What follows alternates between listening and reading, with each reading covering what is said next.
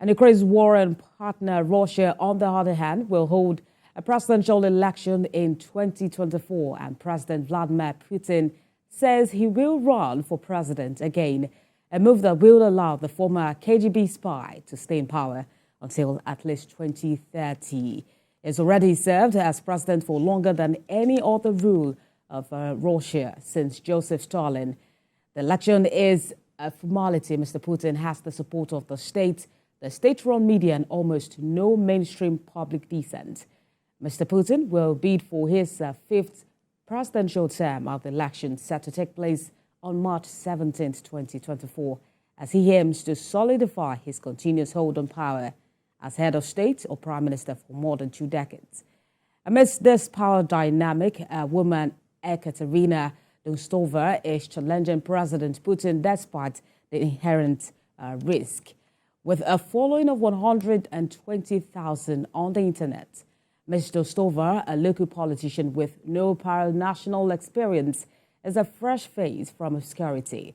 She is a single mother of 3 who manages her campaign from a humble 2-room home, fighting against the tide without financial support or help. Her website declares a bold stand against Putinism, critiquing the country's destructive track in the last decade. Well, for more on the rejection of the wartime election in Ukraine and President Putin's decision to contest again, I have joining me via Zoom Chairman, Nigerian on the Diaspora, Russia, Dr. Godwin Ibe, joining me live from Moscow. Good to have you join us on The World Now. I believe the conflict between both warring nations triggered Ukraine's martial law, which temporarily suspends elections. But what do you say about speculations of an election next year amidst the war? First of all, I would like to say that there is a mischaracterization that the media is any more controlled in Russia than it is controlled elsewhere. First of all, as all media companies have sponsors, and obviously they have to do mostly what their sponsors want. There are also alternate media in Russia. For example, you can find many on Telegram, you can find on other social media, which the government, frankly, does not have the capability to control. And then you can assess the opinion of Russians over there. You wouldn't find channels that have millions of subscribers from Russia supporting government policies if they really do not support the government policy. They wouldn't be there. They wouldn't want to hear the latest news of what's going on, for example, in the conflict. So I think it's a mischaracterization, starting off by saying that Russia news media is more controlled by than the Western ones, which also have sponsors, which have agenda, which is not limited to, which includes but not limited to presidential ambitions. Now, concerning the war in Ukraine and the need for election, of course, the citizens of both countries deserve to have a leader, especially in countries where they have denied their citizens peace.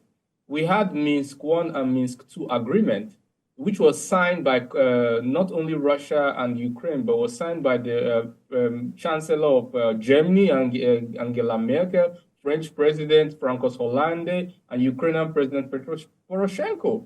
And they said, I'm quoting, Merkel said that the Minsk II agreement was just a ploy to strengthen Ukraine militarily. So they had no aim of keeping to peace or trying to promote peace. And if they've denied their citizens peace, the best they could do is to allow their citizens to choose a leader that will give them that peace that they truly want and that they've been robbed of.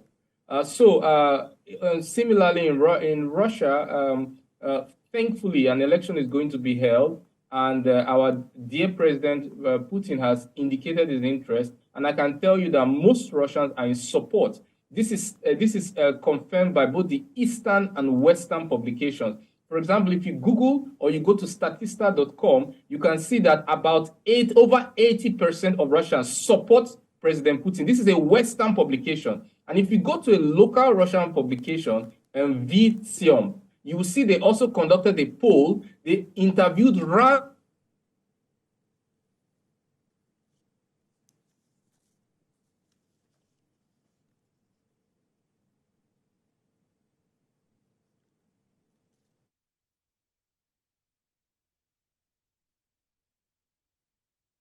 All right. Who are others to tell Russians who to vote and who they should choose as their leader? I think democracy is a government of the people, for the people, and most importantly, by the people. All right, Mr. Ibe, I understand that democracy is a government for the people and by the people, but let's talk about a possibility of re-election of the Russian president. It will likely be in power until at least 2030, and we know the president is fighting more than one war. We also have that with Russia, with Syria, and the president is one who has not really had much of a good relationship with neighboring countries. Will Russia be open to more opportunities under a different leadership? You don't need to worry about that. There's only one country in the world that has over 750 military bases in the world. That is US. Are they surviving? Yes. Russia has much less. So you can be very sure that they will survive. By the way, they have overtaken Germany to become the 5th largest economy in the world by GDP PPP. So you can definitely bet that if US can survive with 750 military bases around the world, Russia with less than 100 can definitely survive, because the difference in GDP is not a 100-to-1 ratio. So definitely what is good for the goose is good for the gander.